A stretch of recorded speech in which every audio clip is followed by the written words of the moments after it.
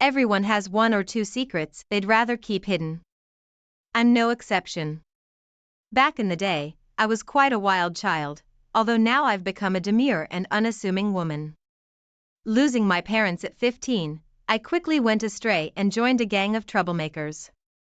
I gathered some of the girls from the gang and formed a ladies' group.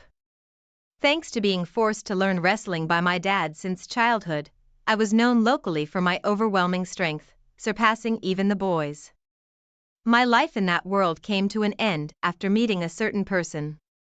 But living such a life, it seems you inevitably accumulate some lingering issues. My name is Nancy. Now 35, I live as an ordinary housewife, working at a local supermarket. With my light makeup and quiet demeanor, no one would guess that I once wore flashy makeup and rode around on motorcycles. Yes, I was a member of a delinquent group and the leader of a ladies' gang. But then I met my husband, Joshua, and everything changed. It all started 10 years ago, during a clash with a rival gang, when Joshua unexpectedly intervened. That gang used to start fights at every gathering. One day, a particularly fierce brawl broke out. Joshua joined in to save his brother, a member of the rival gang. As members of both groups were falling, Joshua and I were the last ones standing. I even remember Joshua laughing at his mistake, realizing his brother wasn't even there. His dignified appearance somehow struck me, and I found myself speaking to him. "Hey, you're pretty cool."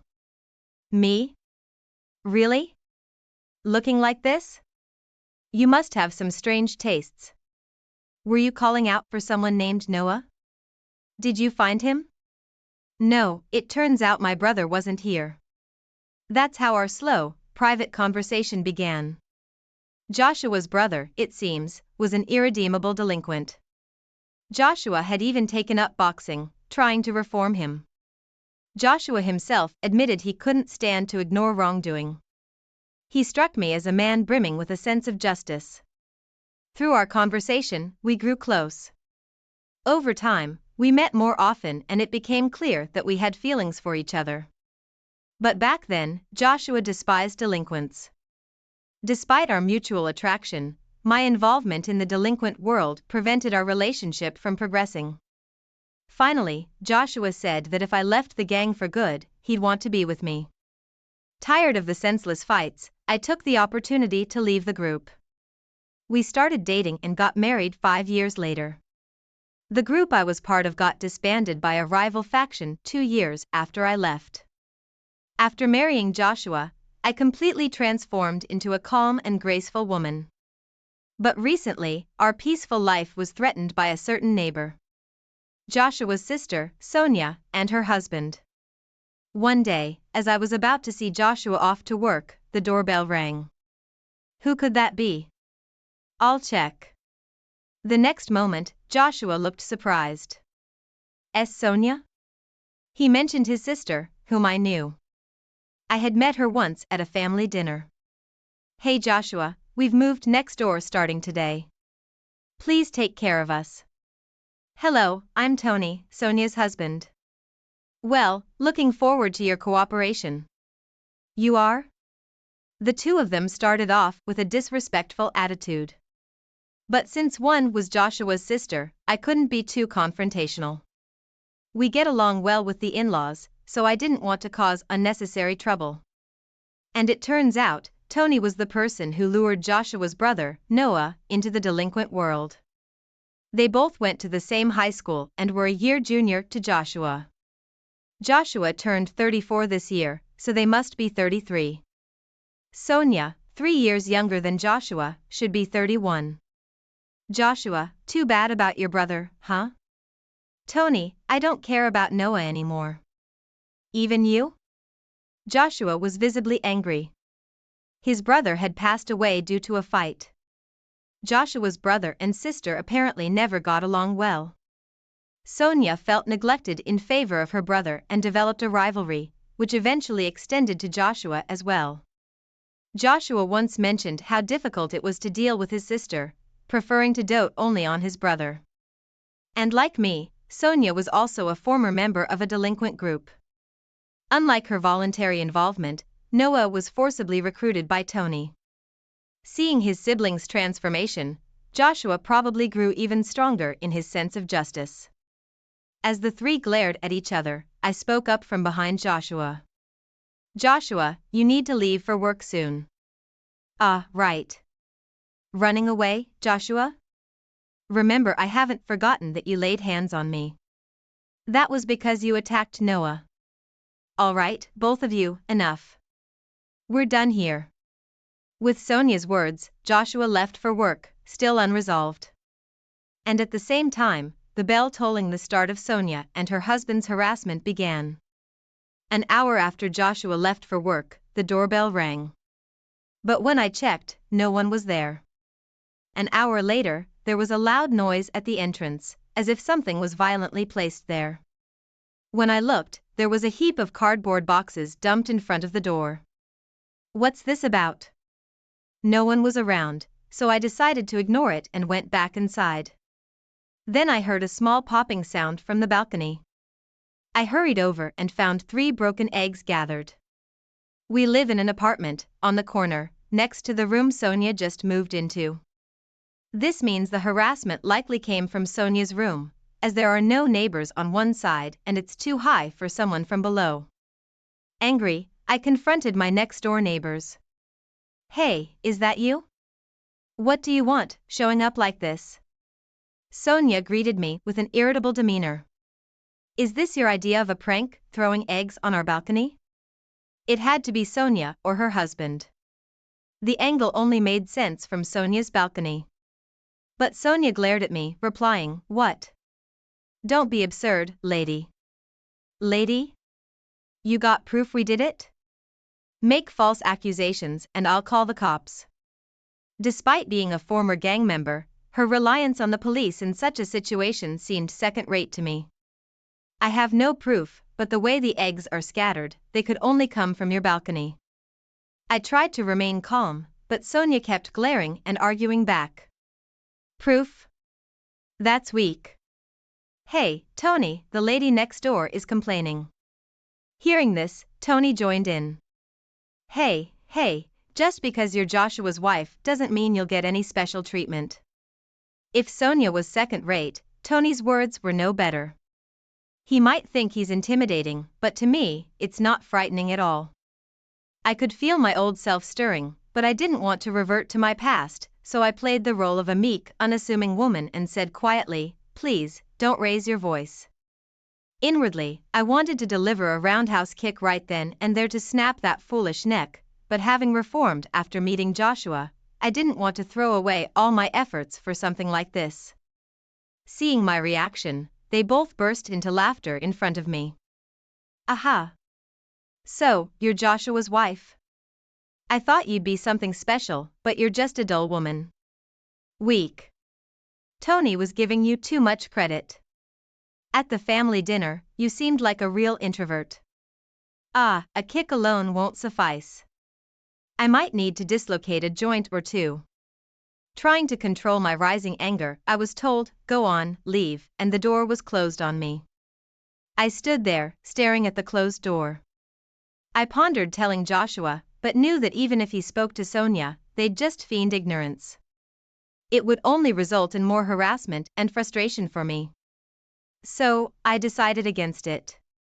The next day, and the day following, the harassment from Sonia and her husband continued. It always began after Joshua left for work. Who dumped this garbage at our doorstep? It must be those two. As I was about to leave for work at the supermarket, the door got stuck halfway, blocked by a bag of garbage. I reluctantly took it to the disposal area, and then headed to work. 5 hours later, I returned home to find, this is unbelievable. There was a cardboard box in front of the door, arranged like a table. On either side of the box, lit candles were placed, and in the center, a vase with flowers was set. On the door above, a photo of me, taken who knows when, was stuck. They were mocking me, as if I was deceased. Furious, I was about to kick the cardboard away, when Joshua called from behind. Nancy? Startled, I turned around to find Joshua, who had come home from work. You're an hour early. I got off work early today. What's all this? Joshua was also surprised at the sight in front of the door. We quickly cleaned up the cardboard and candles from the shared hallway and went inside. There, I told Joshua everything that had happened. So, it's likely Sonia and her husband? But we don't have any proof, so even if we confront them, they'll just deny it. After a moment of thought, Joshua had an idea. Let's buy cameras, one for the balcony and one for the entrance, especially hidden well at the entrance. I agreed with Joshua's suggestion. There was a limit to how much more we could endure. We immediately purchased cameras online. We had the cameras delivered to Joshua's workplace to avoid suspicion. For now, we'll just have to endure until the cameras arrive, then we can retaliate with evidence. Understood. So, I bore the harassment from Sonia's house for the next couple of days. For most people, endurance means being unable to fight back due to lack of strength or fear. But for me, it was different. I was holding back the urge to retaliate. In a world where using force was permissible, I would have already privileged those two. Having the ability but not being able to use it was incredibly frustrating. 3 days later, Joshua came home with the cameras. Any trouble since? The usual. Today, they even threw a fish head onto the balcony. Let's set up the cameras right away. Put one behind the air conditioning unit on the balcony, aiming at Sonia's balcony. We'll hide another near the fire extinguisher by the entrance. The day after installing the cameras, Sonia's antics started again as Joshua left for work. I monitored everything through a recording app. Sure enough, the two of them started their antics. I silently observed and left for work when it was time. 2 hours into my shift at the supermarket, Sonia lined up at my register. Wow, if it isn't my sister-in-law. I silently scanned the items. It was clear from Sonia's tone she knew it was me, her demeanor dripping with condescension. Aren't you a bit cold for a cashier? Shouldn't you be more hospitable? Come on, give me a discount on this. Other customers were lined up behind Sonia, watching our interaction with concerned expressions. Hey, I'm not a scarecrow, you know. A middle-aged man in line spoke up to Sonia. Hey, can't you see she's uncomfortable? Sonia whirled around, glaring fiercely. Shut up, it's none of your business. The man seemed completely deflated by Sonia, who suddenly yelled at him. The man shrank back and left the line. I then addressed Sonia for the first time. Ma'am, if you continue to behave inappropriately, I'll have to call security.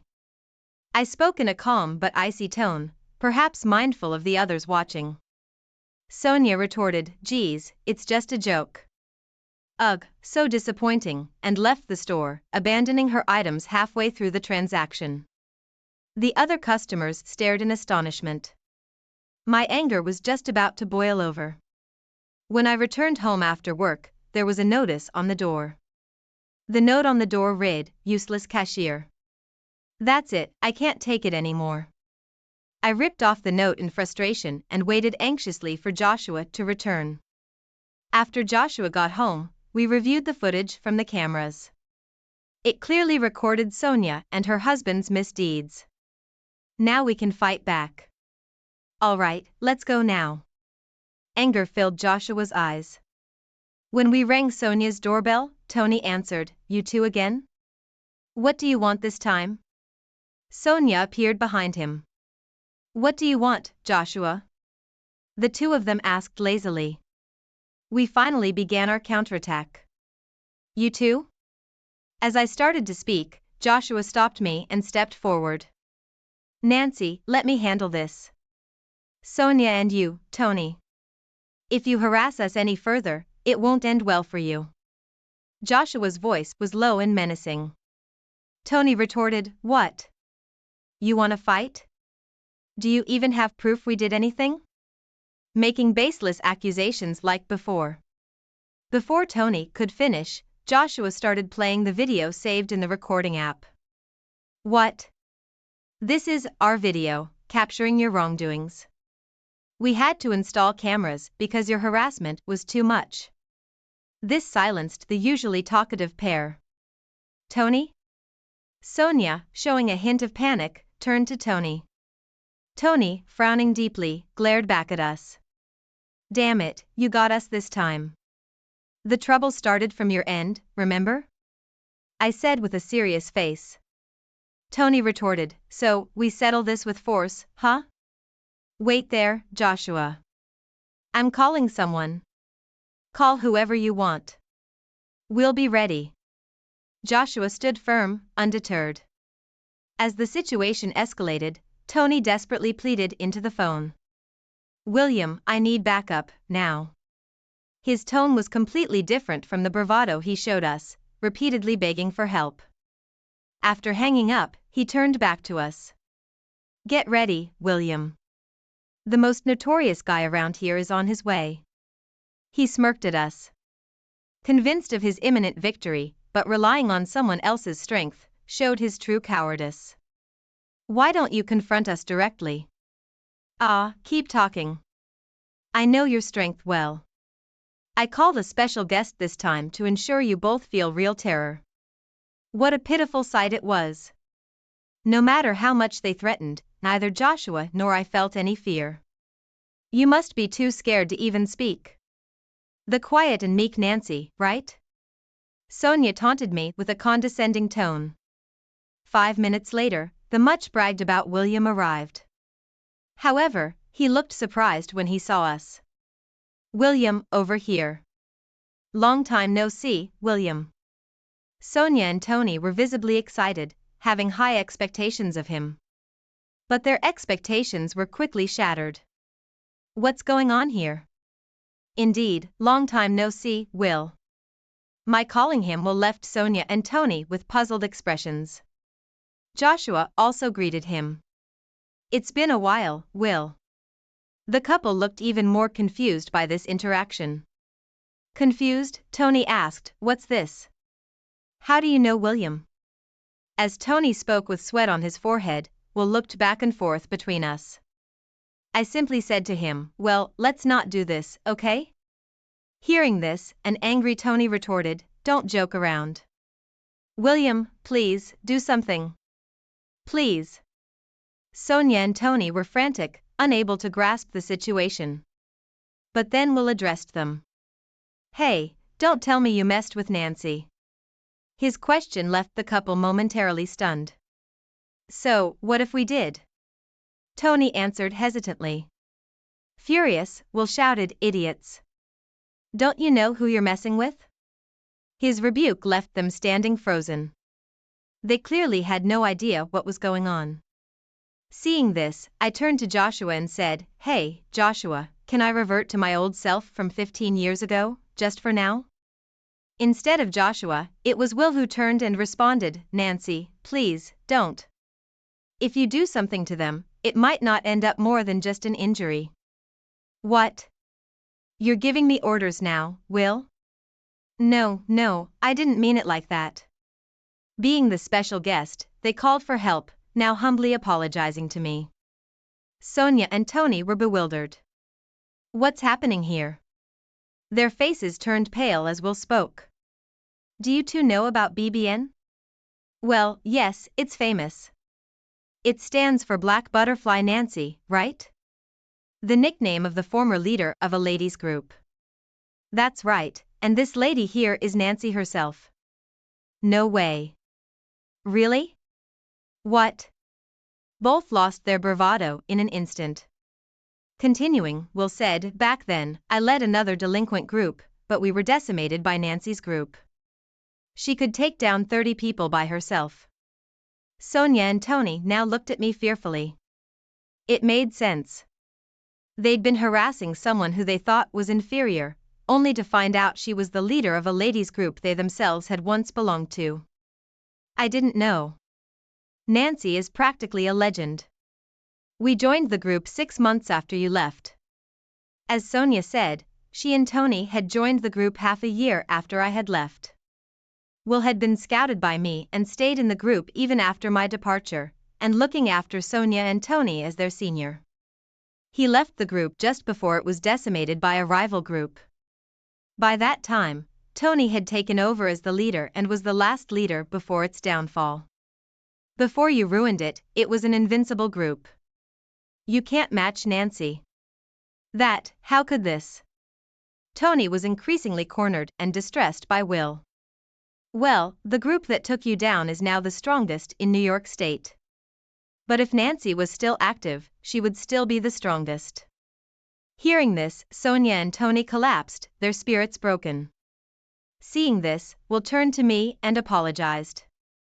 Please forgive them for my sake.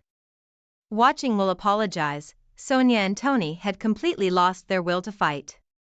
They never imagined their call for help would backfire this way. All right, but you'll have to settle your dues properly. I glared at the two of them and said, ah. They let out a short scream. For 1 month, you'll clean this apartment and our balcony that you dirted. If you skip even 1 day, I won't be so forgiving next time. Okay.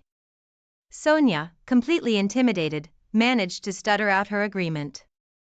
Tony, unable to speak, just kept nodding frantically. Watching them, Will commented, no one can really stand up to Nancy. Hearing this, the silent Joshua finally spoke, but I hate delinquents. If Nancy hadn't reformed, I wouldn't be here. Looking down a bit, Joshua said softly, and I peered up at him, don't worry. I won't show that side of me again. Will burst into laughter at this scene, and we all ended up laughing together. Will and Joshua knew each other because the three of us had met after I left the group. We bumped into Will while on a date and had tea together. Well, now that's settled. Why don't you come over for dinner, Will? We three left Sonia and Tony slumped by the entrance and headed to our apartment. Before entering, Joshua added, Sonia, you're my sister, so I'll let this slide just this once, but there won't be a next time. Watching him, I wondered if he too was hiding the same fighting spirit as us. From that day, the harassment from Sonia and her husband completely stopped. As promised, they continued cleaning our balcony and the common areas of the apartment. Though just delinquents doing chores, other residents sometimes looked at them curiously, but that soon stopped. After a month, Sonia and her husband left the apartment without a word. Even Joshua, their blood relative, didn't know where they went. They probably left, feeling awkward about staying in the same place. We had no reason to get involved further and thought they finally made a wise decision. Finally, we had our peaceful life back. Though neighborhood troubles are common, I never thought I'd be directly involved. At least it was resolved amicably. I have a past I'd rather keep hidden. Joshua has kept it secret all this time. I'm not ashamed of all my past, but I have reflected on my mistakes. I just want to cherish my life with Joshua now, and I hope to live without ever showing my true nature to anyone again. That's all I'm thinking. My parents had been eagerly waiting for the birth of their first grandchild, excusing all of my sister-in-law's selfish behavior. But one day, their kindness was abruptly shattered. My mom and I discovered an outrageous lie when we found and looked through a notebook my sister-in-law had. My name is Sophie, and I'm an office worker at a company in Boston. Ever since my brother, who's 3 years older than I, got married a few years ago and moved out, I've been living in our parents' house with just the two of them. My brother, David, is gentle-natured, much like our parents, while his wife, Laura, is an outspoken beauty. It seemed that my brother had quickly lost control in the relationship. After getting married, his work trips abroad increased, and he became busier and busier. He rarely had time to come home, so we often didn't see him at family gatherings or New Year's celebrations. That's why we were all surprised when we suddenly heard from Laura. Laura? It's been a while. What's going on? Sophie, long time no see. Well, it seems like I'm pregnant. What? Congratulations. I quickly told my mom about Laura's pregnancy and handed her the phone. My mom was overjoyed at the expectation of a grandchild being born. Laura, congratulations. let me know if there's anything I can do to help. Eh? Well, of course that's fine, but... Even my mom, who had been happy at first, ended the call with a hint of confusion. Mom, what happened? Well, Laura wants to spend the time until she gives birth here, at our house. At our house? It seemed Laura had asked to spend her time until childbirth at our home. But don't people usually go to their own parents' house during times like this? My mom thought the same, but Laura insisted that our house was better because my brother wouldn't feel as uncomfortable visiting us as he would her own parents. We considered letting her stay at her own place, but my brother was too busy to help with the chores, and Laura said she wanted to rest and feel secure giving birth in our home. Do you think she's having severe morning sickness or something? She didn't say anything about that, but she might be anxious since it's her first childbirth. Laura should have been a stay-at-home wife since getting married. I thought she could relax at her own home without coming to ours. However, my mom seemed to want to let Laura do as she pleased and was planning to accept her. And the following week, Laura arrived at our house with just the bare minimum of luggage. Thanks for having me.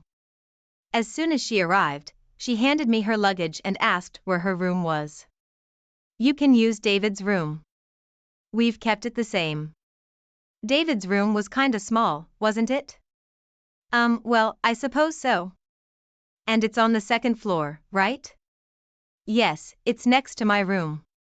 It's a bit much to go up and down stairs while pregnant. Your parents' room on the first floor was quite spacious, wasn't it? Well, it's a room for 2 people, so it is large. Then I'll take that room. It's convenient since it's close to the entrance. Just switch the stuff in the rooms as you can. Before I could stop her, Laura went into my parents' room. Sophie, just make sure to switch the bedding by tonight. Without waiting for my reply, Laura holed up in my parents' room and didn't come out. Mom decided to take Laura's concerns into account and announced that she and Dad would move into my brother's room. 2 of us? In his room? It's going to be too cramped. Perhaps Laura could be the one to compromise. But David and Laura's place is a condominium, right? I can understand their unease with the stairs since they're not used to it. If it's only until the baby's born, then why not? Her radiant smile left me speechless. Despite this, Laura continued to behave selfishly, disregarding our plans. Sophie, I want to go shopping. Could you get the car ready? Mother-in-law, I feel like eating something uplifting today. Could we have meat for dinner? Oh, father-in-law, I'd like to put away the clothes I bought in the closet. So could you move your golf bag somewhere else, please? While my parents catered to Laura's every whim, I was growing increasingly irritated. Laura, how are you feeling? Fine, I suppose. Why don't you try doing some cooking or household chores occasionally? You'll have to do them once the baby is born and you're back home. Why on earth should I cook for you all? Mom seems tired and I have a busy week at work. I probably won't be able to get home early. Since we're living together, shouldn't we help each other out? Listen, I'm pregnant, okay? If something happens to the baby because I'm not resting, what are you going to do about it? You say you need to rest, but Laura, you're constantly going shopping and eating out for lunch and dinner. That seems more harmful to your health. What? I don't want you meddling in my private life. This is why I dislike having a sister-in-law. No matter what I said, Laura ignored it completely, living carefree without lifting a finger to help around the house.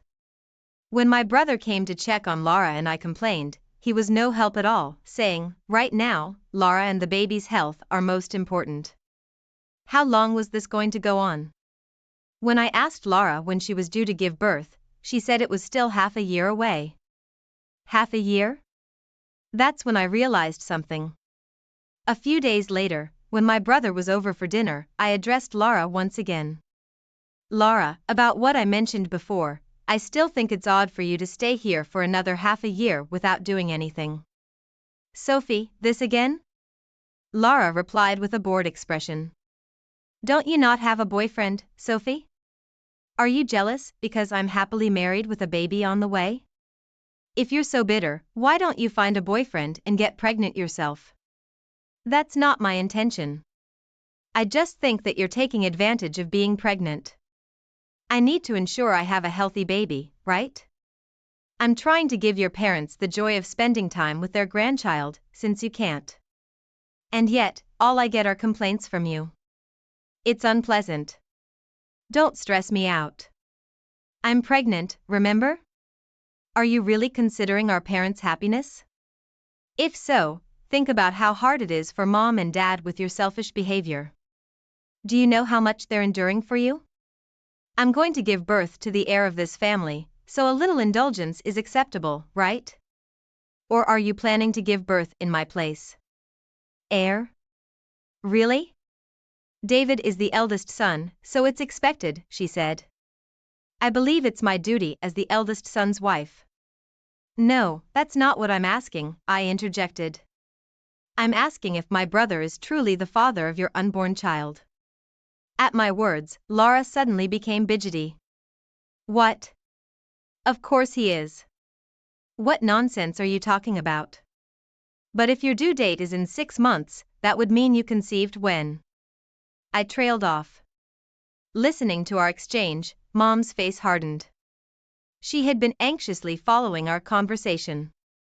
Laura, is it true that your due date is in 6 months? Have you been deceiving David and us? No, you're misunderstanding. When I said in 6 months, it was just a slip of the tongue. Laura stammered. Then show us your electronic health record and pregnancy journal. Mom persisted. You should have printed copies from the hospital and you always carried your journal, right? That. David seemed confused by our exchange, but seeing Laura's reluctance, he swiftly produced the pregnancy journal with a health record from his bag and handed it to Mom. What's the big deal? Show us the electronic health record. What could be wrong? David questioned. Wait. Ignoring Laura's objections, Mom opened the journal, her face turning pale.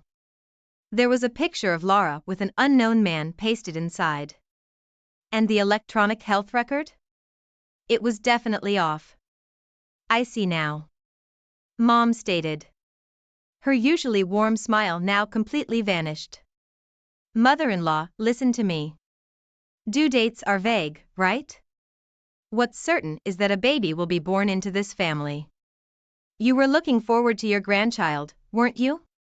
As a token of my gratitude for letting me stay at your home, I promise to let you hold the adorable baby as much as you want. Laura pleaded. However, her mom, having put everything together, coldly replied. Leave our home immediately. Leave? What about my unborn child? Why don't you spend your time at your parents' house? I'm sure it'll be less stressful without an annoying mother-in-law or sister-in-law around. Mom retorted, immediately phoning Lara's parents to explain the situation. Your father is on his way here. Upon hearing this, Lara panicked. My father? But why? As my brother and father looked on confusedly, I explained that one can determine the conception date from the due date. And during that period, my brother was abroad. So it was impossible for him to be the father. But if it's not my child, then whose is it? With a stony expression, Mom showed him the picture in the journal.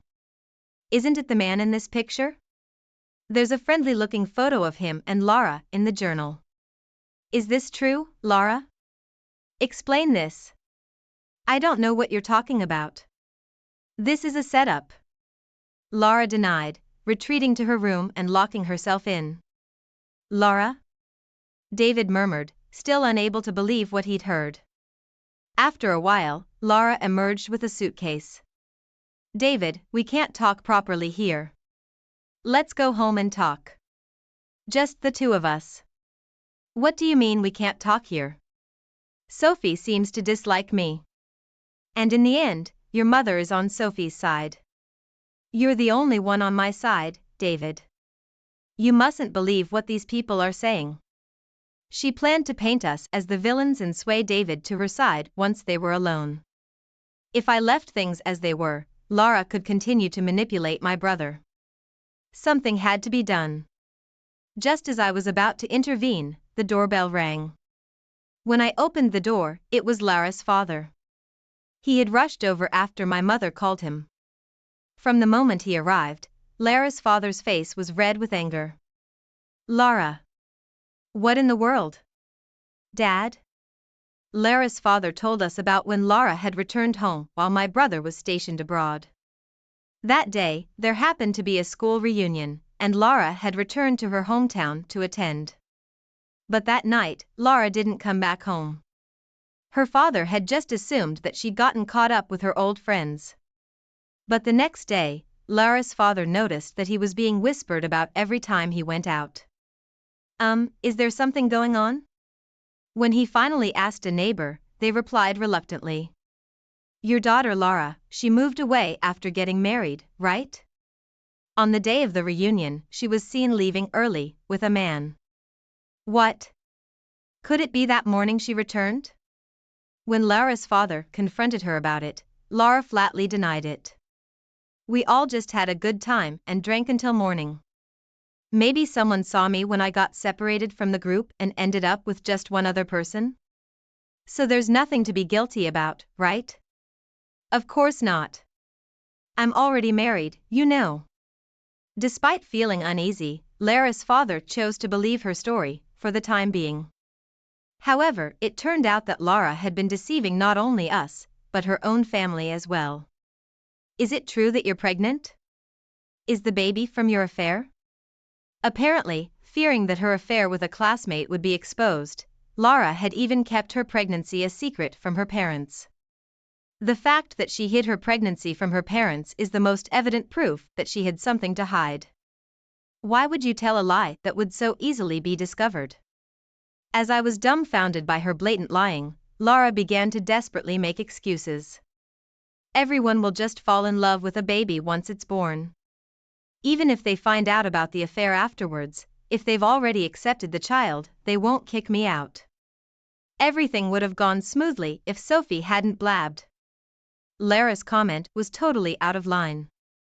Even my brother, who had wanted to believe in Lara, seemed to finally see her for who she really is after hearing those words.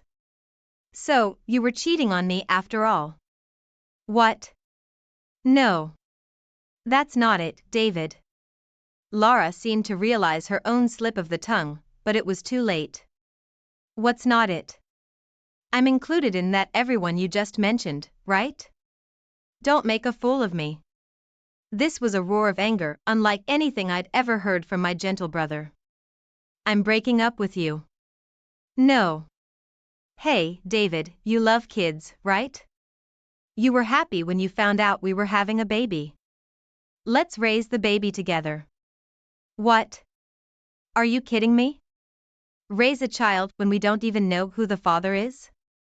Let the real father raise the child, not me. What? Father-in-law, mother-in-law, Sophie isn't even married, right?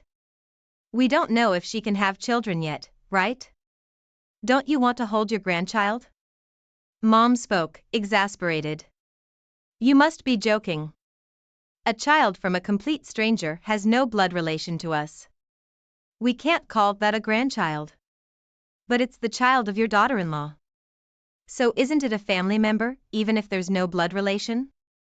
David has decided to break up with you, hasn't he? We both support the divorce. Sophie, what about you? Of course, I agreed.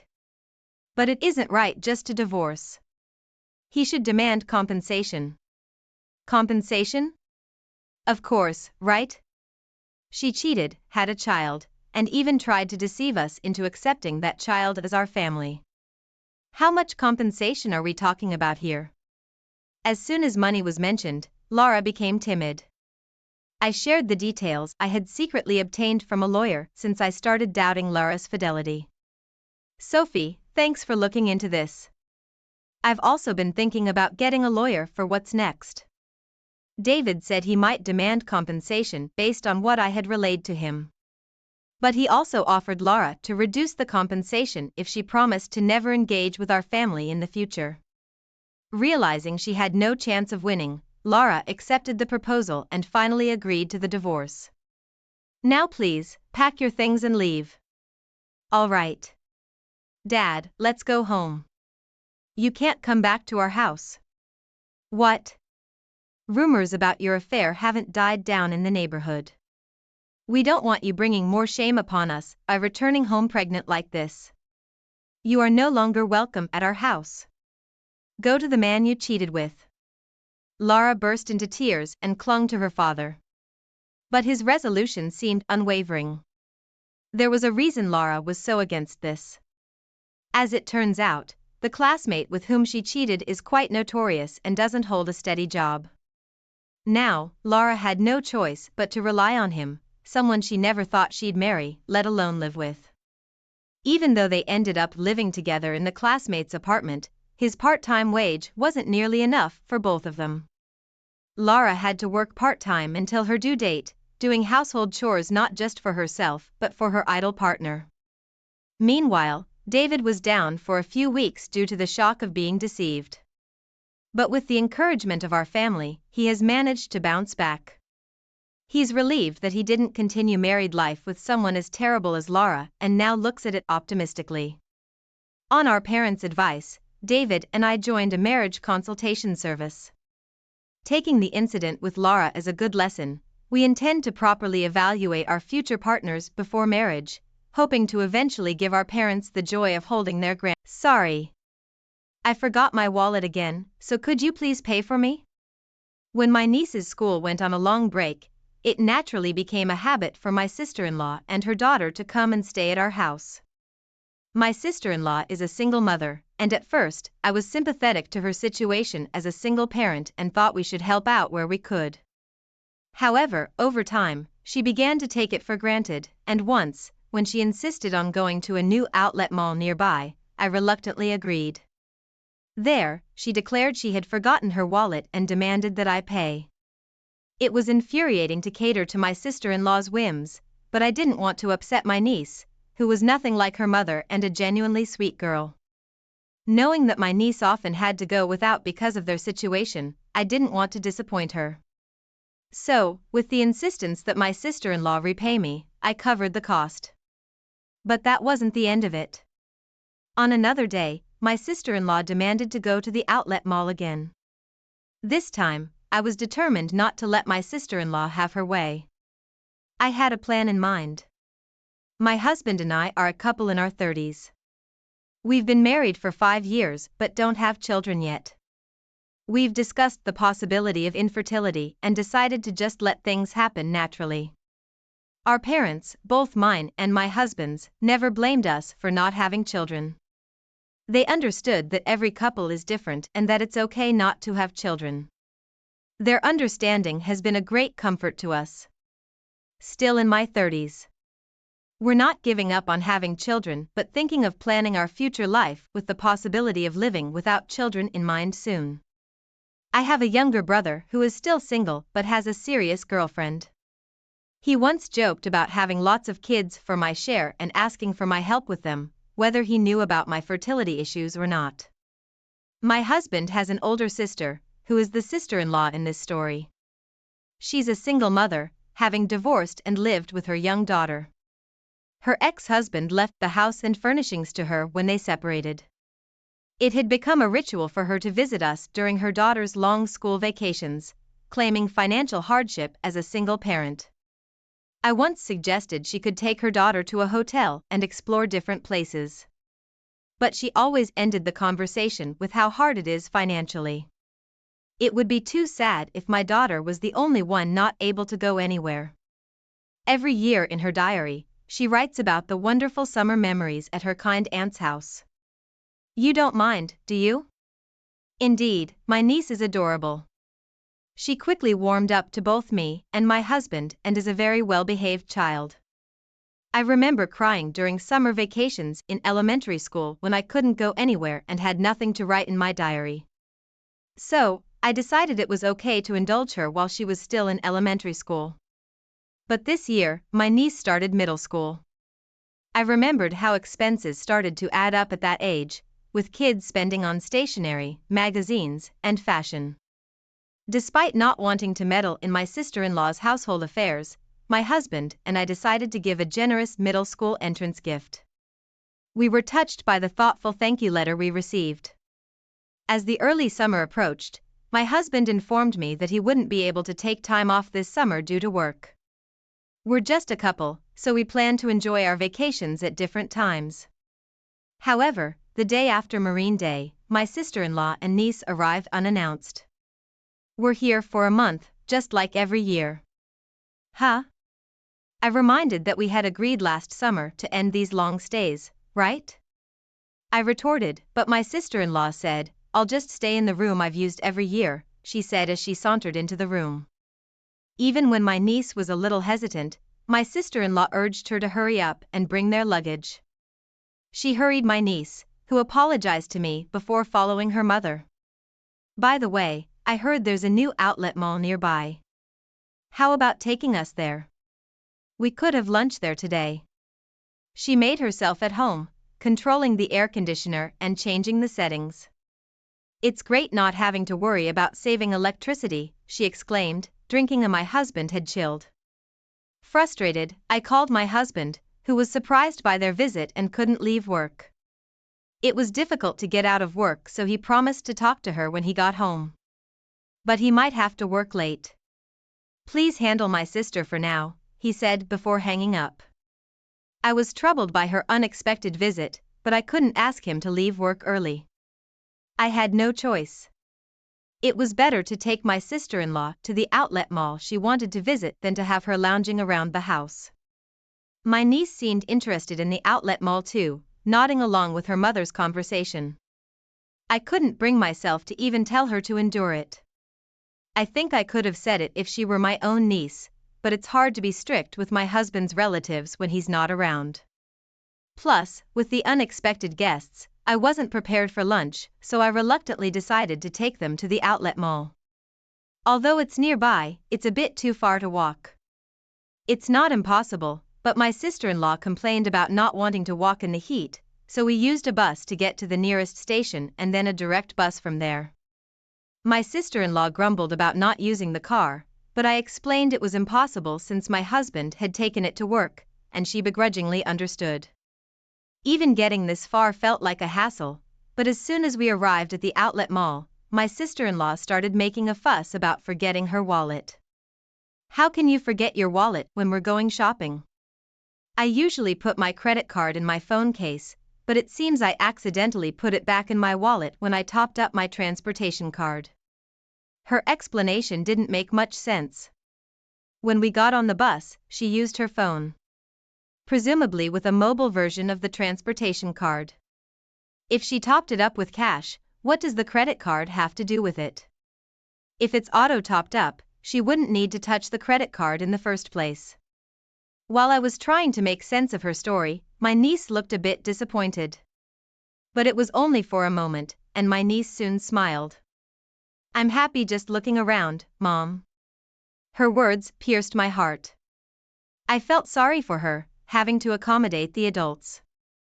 If my sister-in-law were reasonable, I wouldn't mind covering for her, but I was a bit suspicious if she truly forgot her wallet.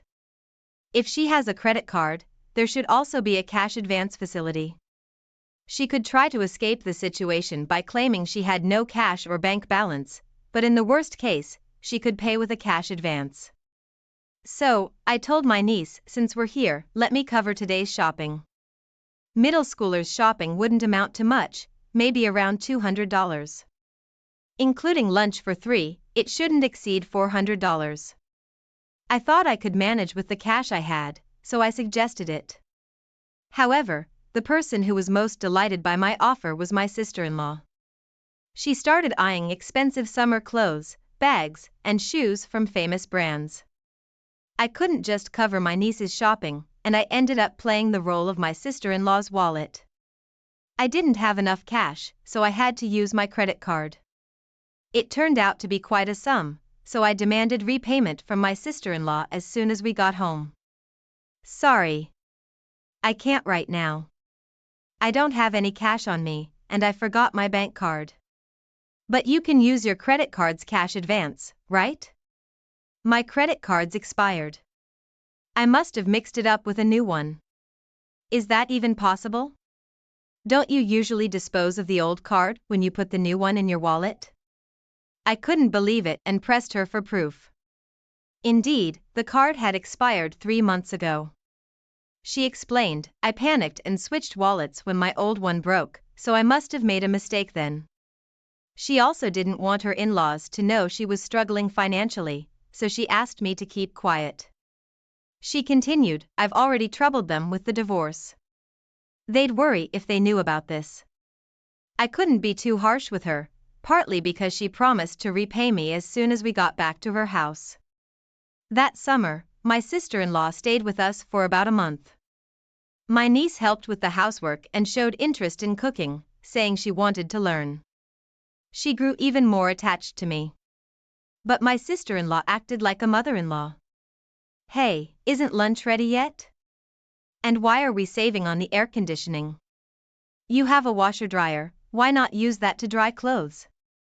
My sister-in-law never helped with housework and had no qualms about complaining twice as much as anyone else. If it were just my husband and me, we'd do laundry every other day, and housework wouldn't take long. But now, with my sister-in-law and niece here, I have to do laundry for 4 people every day. As soon as I mentioned the no air conditioning rule during morning chores, the complaints tripled. If you want the windows closed and the air conditioning on, you could at least help hang the laundry, I said to my sister-in-law. But instead of helping, she replied, You're young, so it's okay for you, but I can't be in the sun anymore. My skin gets affected by UV rays. You know, being a single parent means I have to skimp on sunscreen. If you want my help, you'll have to buy me some. Demanding an expensive brand that costs several $1,000s. Why am I even hanging her laundry? I was so frustrated that I took it out on her clothes, shaking them out excessively before hanging them.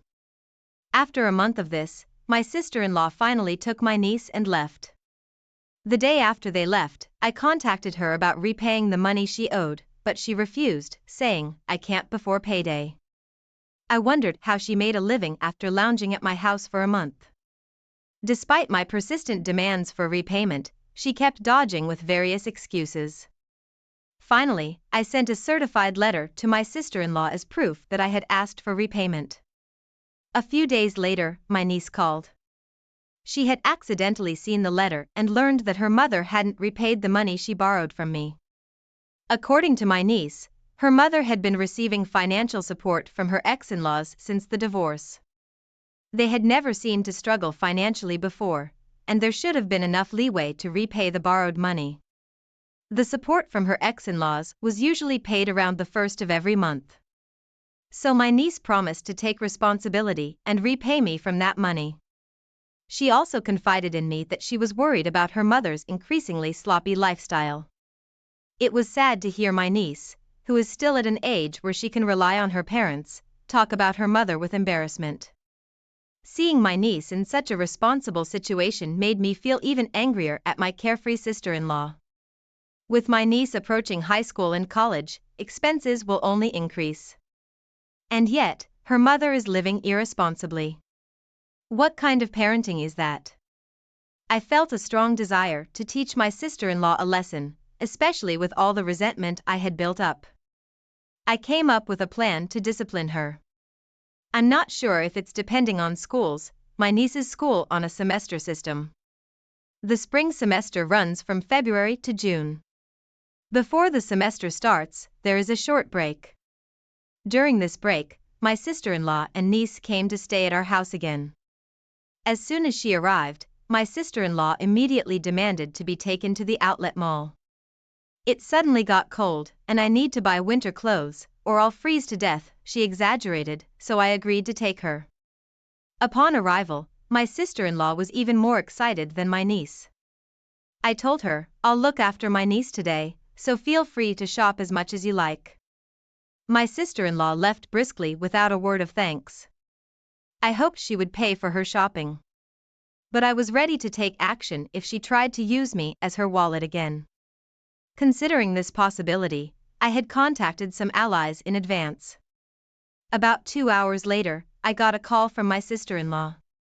Sorry. I think I forgot my wallet again, I can't find it anywhere. I'm sure it's in my big bag back home.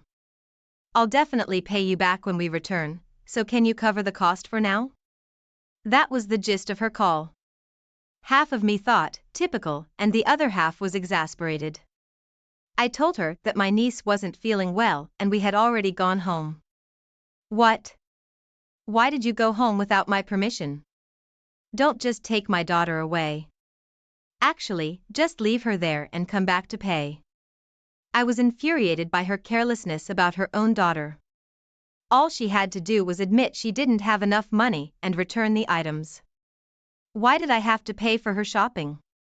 Nonetheless, I needed to follow through with my plan, so I told her I'd be back as soon as I dropped my niece off at home. She asked, how soon is soon? I told her I had just reached a bus stop near our house and it would be another hour using public transportation. I expected her to demand a taxi, but surprisingly, she accepted this. I realized she was up to no good when she easily agreed to wait for an hour. She probably didn't want to risk me not coming back if she complained too much.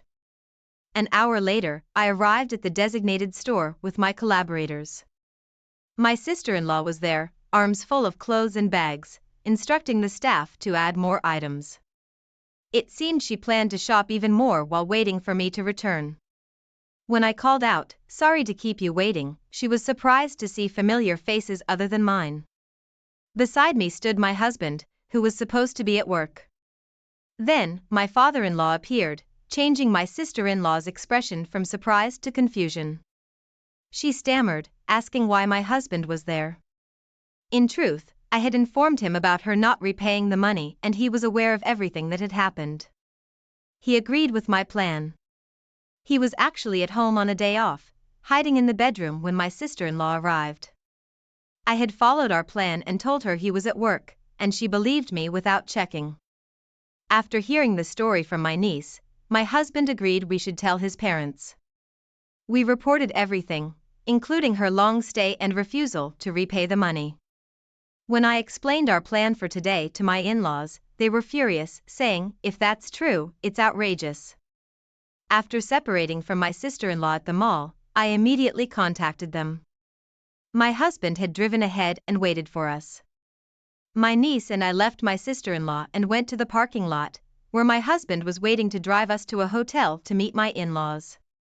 They had planned to go on a short trip to a rural area.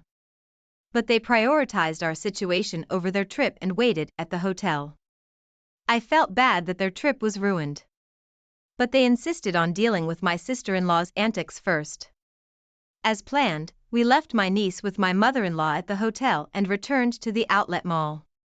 When we confronted her, my sister-in-law furiously accused me of being cheeky for someone who was just a wallet to her. But my husband and father-in-law took away all the clothes and bags she was holding. What are you doing? Don't return my clothes. They're not yours if you're not paying for them.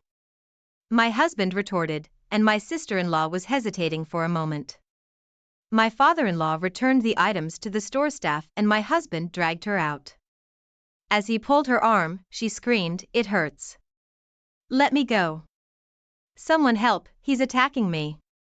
Realizing she couldn't overpower him, she started accusing my husband of being a villain. My father-in-law, who had returned from explaining to the store, pulled out something from his jacket pocket. He was actually a police officer.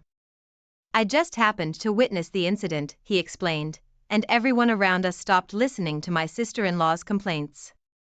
They pushed her into my husband's car parked in the lot. After reporting her actions to my in-laws, my father-in-law immediately checked her bank account. My niece knew where the passbook was, so they checked at my sister-in-law's house while she was away. The in-laws had been providing her with a monthly stipend, believing her claim of wanting to save the divorce settlement money for my niece's future. However, the entire amount was withdrawn on the day it was deposited, leaving a zero balance. The account in my niece's name, supposed to contain the divorce settlement, was almost empty. My sister-in-law didn't receive alimony due to her fault in the divorce. She also withdrew the child support from her ex-husband immediately after it was deposited. Furthermore, she confessed to not working, despite telling her parents she was. She spent her days leisurely, using the support money and child support. The divorce settlement money she claimed to save for my niece was spent on her lifestyle. When it ran out, she planned to make me buy designer goods and sell them for cash. She even boasted about how well new, tagged outlet items sold. My father-in-law hung his head in shame and apologized to us. I hadn't yet disclosed something to my in-laws, despite feeling sorry for my father-in-law. I showed them a video, saying, "We got evidence." It captured my sister-in-law red-handed. Whenever she and her daughter stayed with us, my husband's and my belongings mysteriously disappeared. It was too coincidental to happen every time, and more items vanished with each visit. Without proof, I couldn't accuse her, but I kept an eye on her after she didn't repay the money I had fronted. I couldn't watch her all the time, so I installed hidden cameras in our rooms. Multiple times during her stay, she seemed to be searching our room when I was out. Finally, she began to blatantly steal just before leaving. There were times when she had checked the location many times, and she would go straight to his destination and steal what she was looking for with practiced skill. She knew exactly where to go, swiftly taking specific items like my jewelry and my husband's luxury watch. The cameras caught her in the act, even capturing her face as she didn't notice them. My father-in-law, a police officer, was visibly furious, saying, "It's shameful to have a criminal in the family." He was overwhelmed with anger and sadness. When confronted, my sister-in-law brazenly claimed she had already sold the stolen items. My father-in-law instructed us to file a police report and submit the video as evidence. You can't turn in your own family, right? It's not a crime among families, right? We don't count someone who exploits kindness and repays generosity with evil as family. As my husband started the car engine, my sister-in-law asked, "Where are you taking me?" My father-in-law answered, "To the police, obviously." She screamed as if it was the end of the world, begging us for mercy. She tried to destroy my phone, claiming it would erase the evidence, but I informed her it was just a copy and the original was safe at home. She resigned to silence when she realized she had no escape. She pleaded, "I'll repay the money, just don't take me to the police." It's not just a matter of getting your money back. The stolen items had sentimental value. It wasn't just about the money. My jewelry I bought with my first salary.